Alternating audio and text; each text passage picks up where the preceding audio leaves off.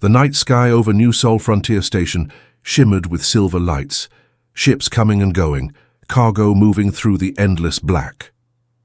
Inside Dock Bay 14, Ethan Cole, a lonely human engineer, was finishing his last maintenance shift. The hum of the plasma engines echoed around him, cold and sharp like the silence in his life. Ethan didn't talk much. He fixed ships, ran diagnostics, and went home to an empty cabin. Humans were rare this far out. Most of the colonists on this station were alien, traders, miners, and travelers from worlds he couldn't even pronounce. He liked it that way. Less drama, fewer attachments. Until that night. As he checked the stabilizer coils, a strange noise echoed, and soft like a whimper. Ethan paused, frowning. It wasn't mechanical. It sounded alive. He followed the sound behind a pile of cargo crates. Something small moved. A thin figure, trembling, its glowing eyes wide with fear. It wasn't human. The skin shimmered like glass, reflecting light in soft blue waves. It was a child. "Hey," Ethan said softly, crouching. "You okay? You lost?" The child blinked, confused, and then spoke, the voice innocent but clear. "Human, are you single?" Ethan blinked. "What?" The child tilted its head, eyes glowing brighter. "My mom's really kind. You have to marry her." He almost laughed, thought it was a joke. But the child's tone was serious, even desperate. "I think you've got the wrong person," Ethan said. "Where's your mother?" "She's hurt," the child said quickly. "She saved me from the fire. Please help her." Ethan's instincts kicked in. He didn't know what species this was, but fear was universal. He nodded and followed. The child led him through the lower tunnels, where the metal walls were cracked and the lights flickered weakly. The smell of burnt plasma filled the air. There had been an explosion here recently. Then he saw her. A tall alien woman lay on the floor, half conscious. Her skin was the same crystal blue tone as the child's, her breathing slow and heavy. A piece of metal was stuck near her shoulder, and her faint eyes flickered open when Ethan approached. He dropped to his knees. "Stay still. You're injured. You're human," she whispered, voice shaking. "That's rare here. Lucky for you," he said, trying to stop the bleeding. "Hold still, I'm not going to let you die." The child knelt beside them, holding her hand tightly. "Mom, I told you he would come." "He's the one." Ethan frowned, trying to focus. "The one?" The woman smiled faintly through the pain. "My child has strange ideas." "Not strange," the child insisted. "You're kind. You saved me, so you must stay. Mom needs someone kind." Ethan looked between them, confusion mixing with concern. What kind of culture was this? He didn't have time to ask. He used his emergency kit to seal the wound and called for med support through his wristcom. Minutes later, the rescue unit arrived. The med drones lifted the alien woman carefully and began treating her. Before they left, the child turned back to Ethan. "Thank you, human. My name is Leary. I will tell Mom." "You said yes," Ethan froze. "Said yes to what?" "To marry her," Leary said simply. "That's what kind humans do." Before he could respond, the med drones vanished down the corridor, taking Leary and her mother away. Ethan stood there, speechless, heart pounding. He wasn't sure what just happened. A few minutes ago, he was just an engineer fixing ships. Now an alien child thought he'd proposed to her mother. He shook his head and sighed. What the hell just happened? But deep inside, a strange curiosity stirred. Who was that woman? Why did the child seem so sure of him? And most of all, why did he suddenly want to see them again? As the lights dimmed over the station's outer bay, a small blue crystal shimmered near the crate where he first found the child, glowing faintly, pulsing like a heartbeat. Ethan picked it up. It was warm, and for the first time in a long time, Ethan Cole felt that his lonely world might be about to change, in ways he couldn't imagine. The next morning, Ethan woke up to silence. The kind that pressed on your ears and made you feel alone in a crowd of machines. His small cabin on the station was cold, the hum of the air filter steady as always. He sat at his table, staring at the glowing blue crystal he found last night. It pulsed faintly, like a heartbeat. Every few seconds, a soft hum came from it. Not noise exactly, but a feeling like it was alive. Ethan rubbed his eyes. Great, now I'm babysitting a rock. He tried scanning it with his toolpad. The system flickered, trying to identify the material. Unknown composition, it said. Organic traces detected. Organic? That wasn't possible. Crystals didn't grow with living cells, he sighed. Maybe he should take it to the science wing later. But before he could stand, his door chimed. Ding! When the door slid open, he froze. There she was, the alien woman from last night. Standing tall, wrapped in a soft metallic robe, her faint crystal blue skin reflecting the cabin light, and beside her, the child, Leary, smiling wide. Human. Leary shouted happily. You didn't run away. Ethan blinked, still half asleep. So was I supposed to? The woman stepped forward gracefully, her eyes calm but sharp. I am Anera of the Cleary species. You saved my life, he nodded awkwardly. Just doing what anyone would. No, Anera said softly. No one else came. Only you. There was something about the way she said it, like it meant more than simple thanks. Her voice carried a melody, a warmth that made Ethan's heart stumble. Leary giggled. See, Mom. He's nice. You have to keep him. Ethan nearly choked. Keep me? Anera gave a small, embarrassed smile. My daughter takes words very seriously. She believes kindness is a bond. A bond? Yes. Among my people, when someone saves your life, it creates a connection, a spiritual link. Especially if... She paused, eyes lowering to the crystal in his hand. The crystal responded to you. Ethan looked down at the glowing shard. This thing? She nodded. It's part of our life essence. When I was hurt, it shattered. It shouldn't have bonded to anyone, but it chose you, he frowned. You mean this rock chose me? It's not a rock, Leary said proudly. It's clear in essence. It means you're connected to us now. Ethan felt a chill. Connected how? Emotionally, Anera said softly. It shares feelings, memories, sometimes even dreams. It links two lives. Until the bond fades, Ethan stared at her. That's not creepy at all, Leary giggled again. It means you're family now. Family? Ethan repeated, stunned. Look, I just fixed a wound. That doesn't make me... He stopped. The crystal in his hand suddenly pulsed faster, glowing brighter when Anera looked at him. For a second, he felt it, warmth spreading through his chest, a rush of calm, like someone was whispering in his mind. Thank you, he gasped, looking up at her. Did you say that? Anera's eyes widened. So you heard it too. The air between them thickened with silence. Leary clapped her hands. It's working. Mom, he really is the one. Ethan rubbed his temples. Okay, time out. I fix ships, not alien hearts. Anera smiled sadly. Sometimes the universe doesn't ask what we want, human. It just chooses. Later, as they sat together, Anera explained that her people were refugees, fleeing a civil war on their world. Their ship had been damaged, leaving them stranded on the station's lower decks. Leary had gone searching for help alone, and somehow found Ethan. Ethan listened quietly. He didn't believe in fate, but something about this didn't feel random. The way the crystal pulsed in his hand every time Anera spoke, it was like it understood him. When they stood to leave, Leary looked back and said with a grin, Don't worry, human. You'll learn to love her.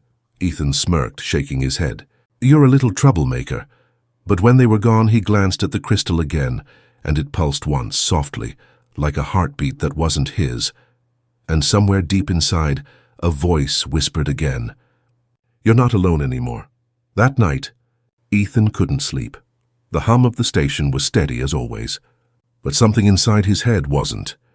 Every time he closed his eyes, he saw flashes, lights, voices, faces he didn't know, and always her Anera, her calm blue eyes, the way her skin glowed like moonlight on glass. Sometimes she stood beside him, whispering something he couldn't understand. Other times she looked terrified, like she was running from something unseen. Ethan sat up, rubbing his temples. What the hell is happening to me? The blue crystal lay on his desk, glowing softly in the dark. It pulsed faster now, like it was alive, breathing. He grabbed it, and suddenly, he wasn't in his cabin anymore. He stood in a forest of light, tall trees made of crystal, glowing from within. The air shimmered like water, and a soft wind whispered in a language he somehow understood. Ethan, he turned. Hanetra stood there, dressed in flowing silver robes, her face calm but her eyes full of sadness. This isn't real, Ethan said. voice echoing strangely. Am I dreaming? Not a dream, she said softly. The Bond has awakened. He stared at her. You mean this is your world? Yes, my memory, my home, before it burned. She raised her hand and the world around them changed. The sky darkened. Fire spread through the glowing trees, turning beauty into chaos. Screams echoed in the distance. Ethan felt it, the fear, the loss, not as a memory but as his own feeling. His chest ached, his heart racing. Stop, he said, clutching his chest. I can feel it. I can feel everything. She looked at him, tears forming in her eyes. That's what it means to share a bond, human. My pain becomes yours, and yours becomes mine. The flames around them grew brighter and she whispered, You must be careful. The bond doesn't only share memories, it can change who you are. Before he could ask what she meant, a voice cut through the burning air, deep, distorted and angry. Anera! A dark shadow appeared, tall, armored, its eyes glowing red. Ethan's body froze. The thing looked half organic, half machine, like a nightmare forged from metal and hate. Andra's expression turned to fear. They found me!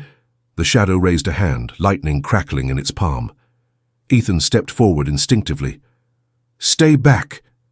He reached for her, and the world exploded in light. Ethan woke up, gasping. Sweat poured down his neck, and his heart pounded so fast he thought it might burst.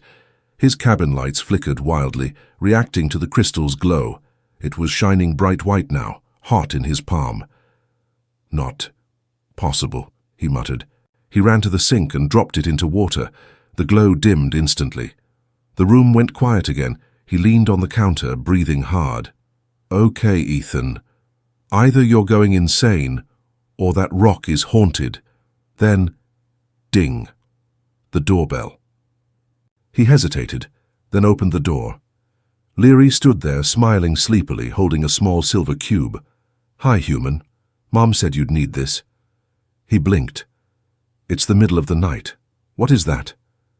It helps with dreams, she said seriously. The crystal connects you both now. You'll see her memories until the bond settles. Ethan stared at the cube. You mean this is normal? Leary grinned.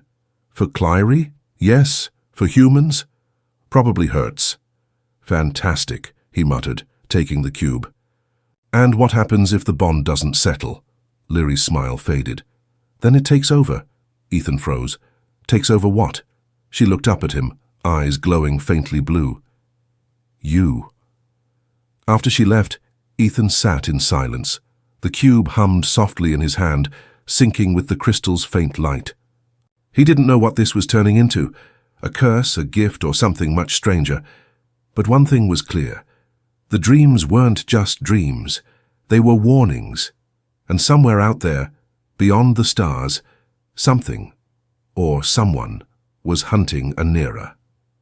And now, it could sense him too. The next morning, Ethan's hands wouldn't stop shaking. He'd barely slept. Flashes of fire, Anera's voice, and that terrifying shadow kept hitting him like echoes in his skull. Every time he blinked, he saw those red eyes again. The crystal on his desk was quiet now, its light soft and calm, like it hadn't almost fried his cabin last night. He stared at it, whispering, "What are you really?" The crystal pulsed once, almost like it heard him.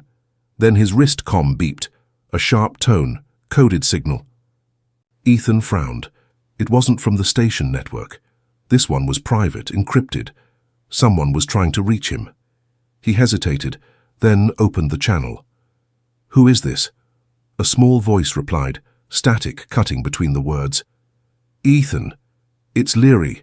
"Leary, what's wrong?" The voice trembled. "They found us. You need to come now." Ethan's body moved before his mind did. He grabbed his jacket, the crystal, and ran. The corridors of New Sol Station blurred past him. Crowds of alien merchants and mechanical loaders moved aside as he sprinted through. When he reached Dock Level 9, he saw smoke. A security barrier flickered weakly, warning lights flashing red. He ducked under it and froze. The entire deck looked like a war zone. Burned walls, scattered drones, scorch marks, like someone had used plasma weapons. And in the center, Kneeling near a broken console was Anera. Her glowing skin dimmed like dying light, and Leary clung to her side, crying. Ethan ran forward. "Anera, what happened?"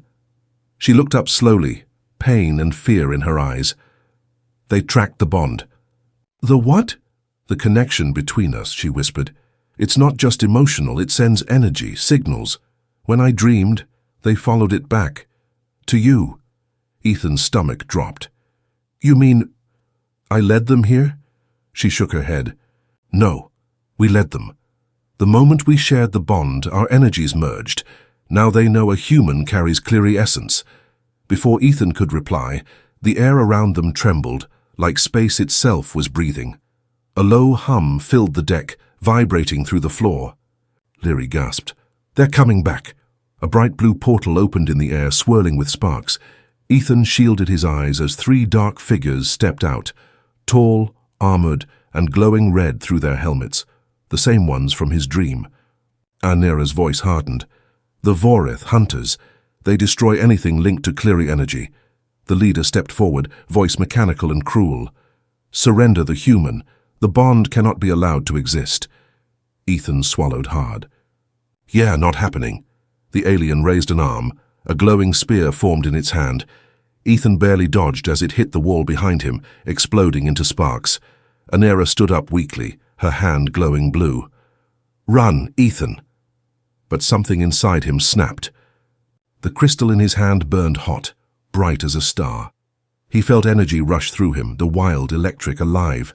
When the next spear flew toward them, Ethan raised his hand instinctively, and the crystal pulsed. A shockwave of blue energy burst out, throwing the attackers back like rag dolls. The walls shook, metal bending from the blast. He stared at his hands, panting. What did I just do?" Anera's eyes widened. "The bond's merging faster than I thought. You're channeling Cleary power." "I don't even know how." "Your instincts know," she said urgently. "But if you keep using it, they'll sense your full energy, and more will come." Ethan looked at the wrecked deck, smoke rising around them. "Then we better move before that happens." Anera nodded weakly, holding Leary's hand. "There's a ship in the lower bay. We can hide there." As they ran, alarms blared through the station. The sound of boots echoed behind them. The Vorith were not far. Ethan glanced back once and muttered, "Guess being single was safer." Leary laughed breathlessly. 2. Late now. When they finally reached the docking hatch, the lights flickered again, not from damage this time, but from a distant energy surge spreading through the station. Anera looked back toward the burning corridor and whispered, "They know you exist now, Ethan, and they won't stop until they destroy you." The sirens screamed across New Sol Station, turning the metal corridors into rivers of flashing red light. Ethan ran, lungs burning, the blue crystal clutched tight in his hand. Behind him, Anera stumbled slightly, one hand over her wound. Leary held her mother's other hand, panting, but refusing to slow down. "They're sealing the docks," Anera shouted. "Not if we reach the cargo lifts first," Ethan replied, skidding around a corner. The floor shook beneath them, another explosion. The Vorith were destroying everything in their path, hunting the bond like bloodhounds following scent through fire. Ethan hit the control panel for the lift.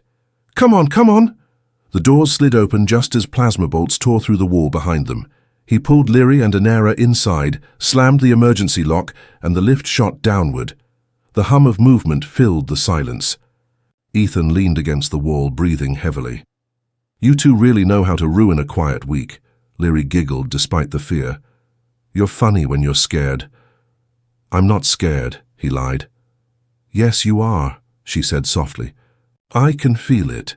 Anera's voice was calm but firm. "The bond allows emotional transfer now. She senses what you feel." Ethan blinked. "Great, so now I can't even hide my panic." Leary smiled. "It's okay. You're brave anyway." He looked at her, a small alien child, blue skin glowing faintly in the dim light, still managing to smile. Something inside him softened. "You've got more courage than most soldiers I've met." Anera's eyes met his. "She takes after her father." The silence that followed was heavy, full of things unspoken. Ethan didn't ask, but he saw the sadness flicker behind her calm face. Whoever her father was, he wasn't here anymore. The lift doors opened to a dim maintenance bay, old, cold, and quiet. Ethan led them through rows of dusty crates toward a small ship, half buried under tarp and wires. It looked ancient, an old R-12 scout craft, long abandoned. "Can this thing even fly?" he asked. Anera ran her hand along the hull. The blue marks under her skin glowed, and the ship hummed softly in response. "She'll fly," she said. "She knows me." Ethan stared. "You talk to ships?" "Not talk," she corrected. "We connect. Our energy flows through the machine." "Right," he muttered. "Just another normal day in space." They climbed aboard. Ethan jumped into the pilot's seat, while Anera powered the engines from the co-console. Leary strapped in, humming softly, a tune that sounded old, sacred somehow. The ship's lights flickered, and the controls came alive. "Engines ready," Anera said. "But the shields are unstable. Then let's hope we don't get shot at." "Hope," Anera said quietly, "is something your kind does well." He looked at her. "And you?" "We survive." The bay doors opened, and the stars of deep space spilled in like silver fire. Ethan's hands moved fast over the controls. The scout craft rumbled, then lifted. "Hold on." They shot out into open space, just as the Voreth ships appeared behind them, sleek and black like blades of shadow. Laser fire streaked past. Ethan jerked the controls, diving between debris fields and shattered satellites. "Evasive pattern 9, Anera shouted. "I don't know what that is." "Then just don't die," Leary laughed. "You two fight like family."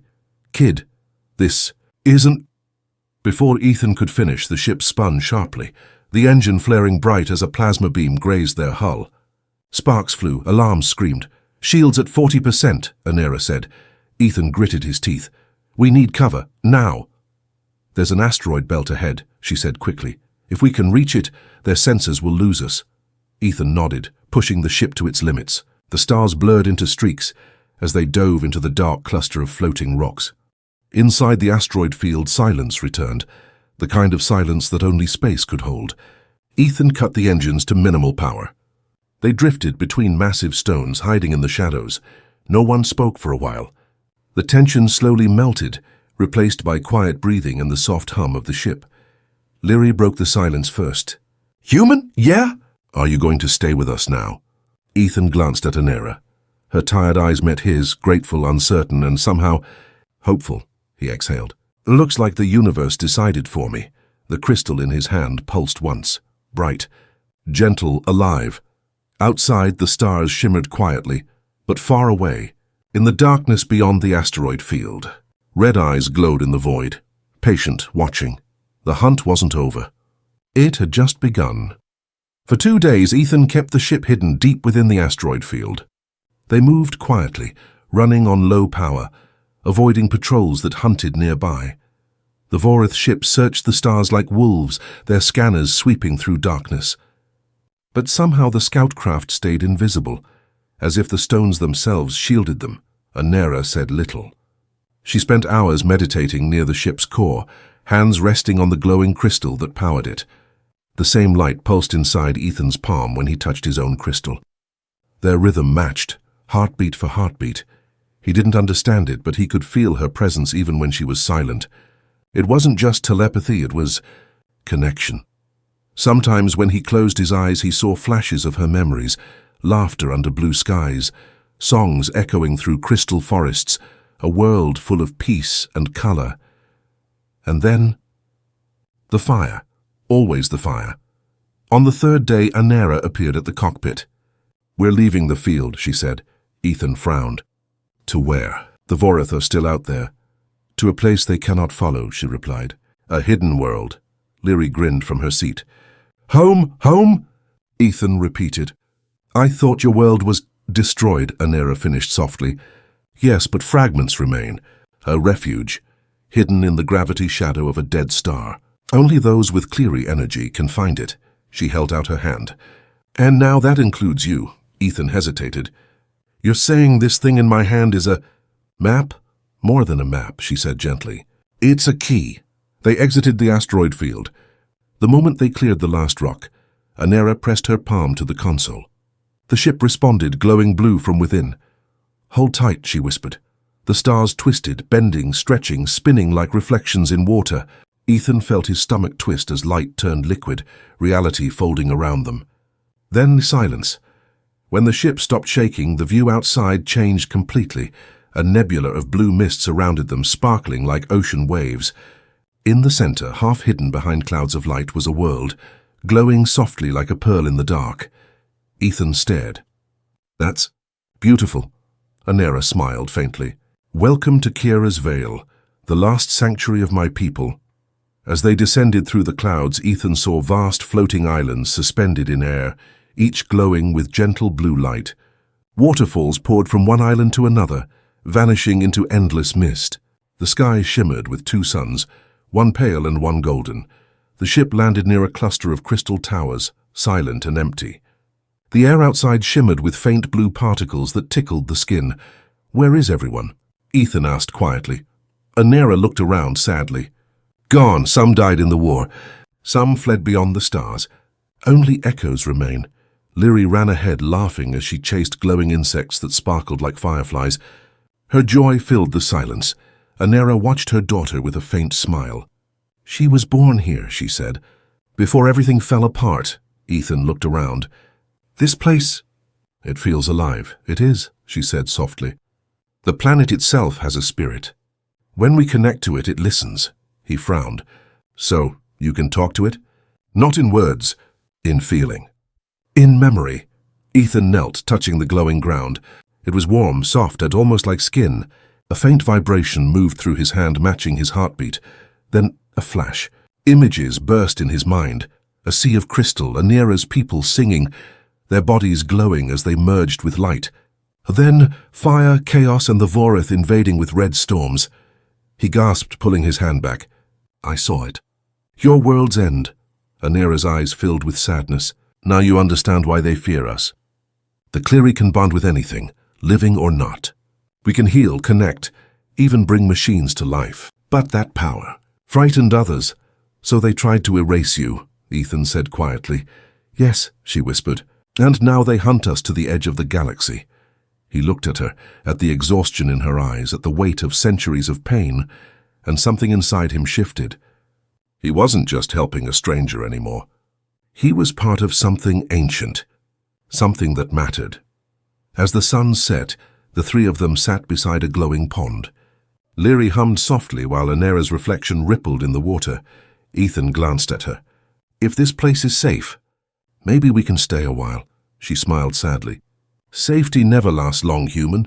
And at that exact moment, the ground trembled. The sky above darkened as a crack of red light split the clouds. Ethan jumped to his feet. What now? Anera's eyes widened in horror. They found us. The Vorith. They've learned to follow the bond. The red crack in the sky widened, splitting the clouds like a wound in heaven. From it poured the darkness, ships shaped like blades glowing with crimson light. The Vorith had found Kira's Vale. Ethan stared in disbelief.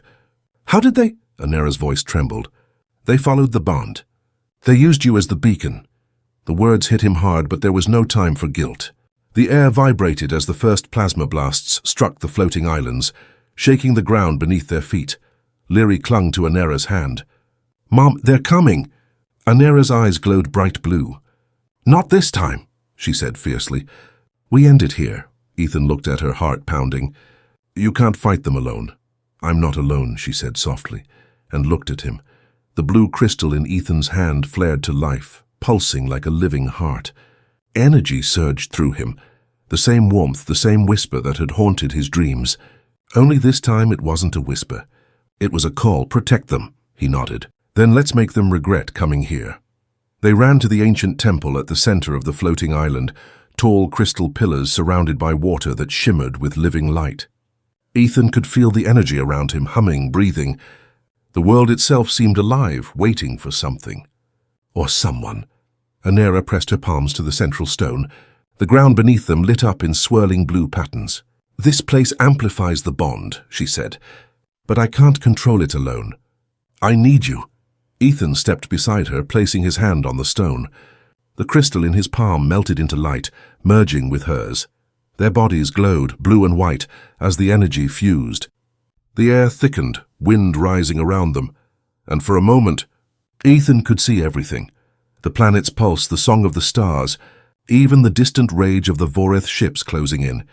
He saw Anera's pain, the loss of her people, the endless running. And she saw his loneliness, his quiet, empty nights. Two souls, two worlds bound together by one light. Then, from the temple's heart, the energy burst outward. High above, the first wave of Vorith ships fired. Plasma beams cut through the clouds, but the light from the temple rose like a shield, swallowing the blasts in waves of blue fire. Ethan shouted over the storm, "It's working!" Anera's voice trembled with effort. "Not enough. Their power grows from destruction. Ours must come from hope." Lyri, standing near the edge of the temple, raised her small hands and began to sing, the same soft melody she'd hummed on the ship. Her voice was pure, fragile, but it carried. The crystals around the island began to glow in rhythm with her song. Anera smiled weakly. She remembers the old hymn. Ethan could feel it too, the vibration deep inside, spreading through him like a heartbeat shared by the world itself. He focused, letting the energy pour through him, channeling it toward the sky. The bond responded. Blue light turned white, then gold.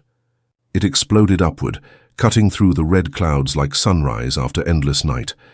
The Vorith ships began to shatter one by one, their black metal melting in waves of radiant light. The crack in the sky started to close, the darkness sucked back into the void it came from. Anera fell to her knees, exhausted. Ethan caught her before she collapsed. "Hey, stay with me!" She smiled faintly. "You changed the bond. You made it human." He shook his head. "No, we made it ours." As the light faded, silence filled the air. The sky cleared, revealing two suns rising over the shining world. The danger had passed. Lyri ran to them, hugging both tightly. "You did it!" "The bad ones are gone." Ethan smiled, ruffling her glowing hair. "We did it together, kid." Anera looked at him, her eyes soft, full of something unspoken. "The bond will fade now," she said quietly. "It always does when the danger ends." He hesitated. "And if I don't want it to fade," she smiled sadly, "then perhaps it won't." They stood there in silence, the three of them framed by the morning light, a human, an alien, and a child, bound by something beyond logic or blood. For the first time, Ethan felt peace. Real peace. No machines, no noise. Just a world reborn, breathing with them. Later, as they walked through the glowing fields, Ethan picked up a small shard of blue crystal from the ground. It pulsed softly in his palm, alive like always. He looked up at the twin suns and whispered, "Guess I'm not alone anymore." The wind carried Lyri's laughter through the air. And somewhere in the quiet of the stars, a new light was born, the echo of a human heart and a Cleary's soul, shining together.